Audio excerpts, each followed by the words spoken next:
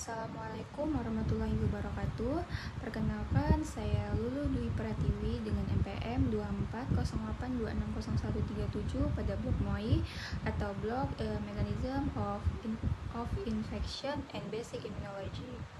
Terkait pada blog ini, saya akan menjelaskan penyakit, yaitu penyakit HIV dan AIDS.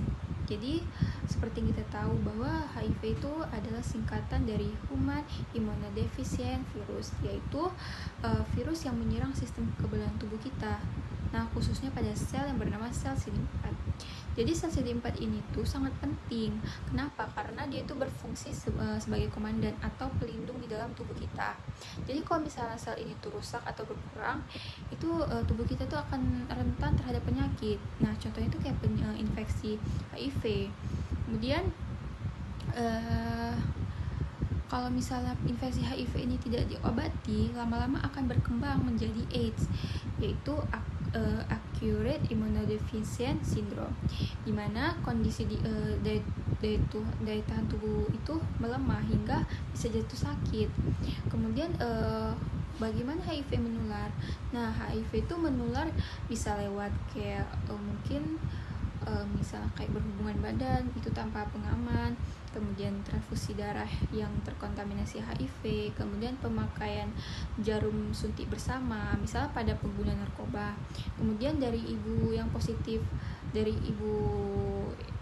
yang positif HIV ke bayinya saat hamil, terus melahirkan ataupun menyusui. Jadi HIV itu tidak menular melewati pelukan ya.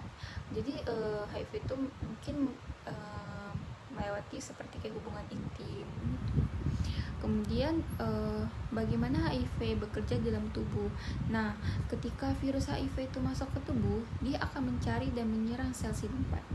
Setelah itu virus masuk ke dalam sel tersebut, menyisipkan materi genetiknya, lalu memaksa sel tersebut untuk membuat lebih banyak virus. Jadi kalau virus-virus itu kemudian keluar dari sel dan menyebar ke sel lain, proses itu akan terjadi secara berulang dan terus menerus, kemudian menyebabkan sel-sel CD4 itu semakin lama semakin sedikit jumlahnya. Itulah akibatnya tubuh kita itu jadi kehilangan perlindungan terhadap penyakit.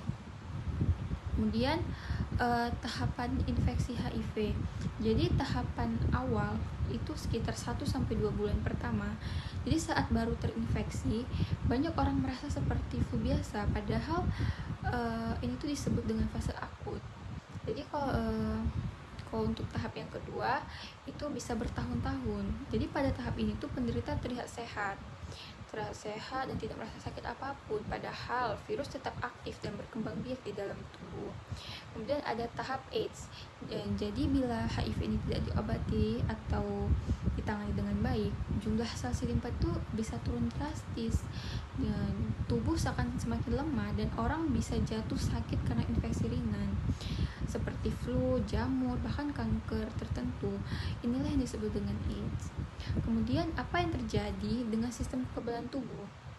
Biasanya tubuh kita itu akan melawan virus dan bakteri baik, ya, dengan bakteri dengan baik. Tapi HIV ini membuat sistem imun kita yang perlahan-lahan akan rusak. Jadi virus ini tuh pintar, dia tuh bersembunyi dari sistem pertahanan tubuh. Kemudian dia tuh bisa berubah-ubah bentuk dan warna, makanya itu kayak sulit dikenali. Selain itu, HIV juga menyerang langsung sel CD4 yang tugasnya itu membantu semua bagian sistem kekebalan bekerja dengan baik. Lanjut, bagaimana cara mengetahui seseorang terinfeksi HIV? Jadi untuk mengetahui apakah seseorang itu terkena HIV, itu perlu dilakukannya tes darah. Nah, ada tes cepat dan tes laboratorium seperti ELISA dan PCR. Jadi kalau misalnya hasilnya positif, pemeriksaan itu akan dilanjutkan untuk mengetahui jumlah virus dan jumlah sel CD4-nya. Kemudian apakah HIV itu bisa disembuhkan? Jadi kalau misalnya untuk sejauh ini HIV itu belum bisa disembuhkan secara total, namun bisa dikendalikan dengan obat ARV itu atau obat antiretroviral. Jadi obat ini tuh dia membantu menekan jumlah virus dalam tubuh.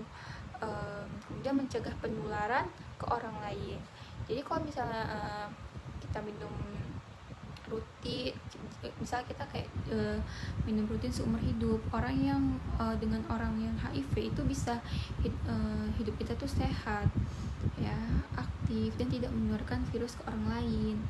Kemudian bagaimana cara mencegah HIV? Jadi cara mencegah HIV itu bisa dilakukan dengan mungkin ya, kalau misalnya untuk yang sudah bersuami istri itu saat melakukan berhubungan intim itu memakai pengaman, kemudian tidak berbagi jarum suntik, kemudian tes HIV secara rutin, terutama jika dia beresiko tinggi, kemudian menggunakan obat pencegah sebelum terpapar virus. Nah, namun jika misal sudah terpapar, segera minum obat pencegahan setelah paparan maksimal 72 jam ya.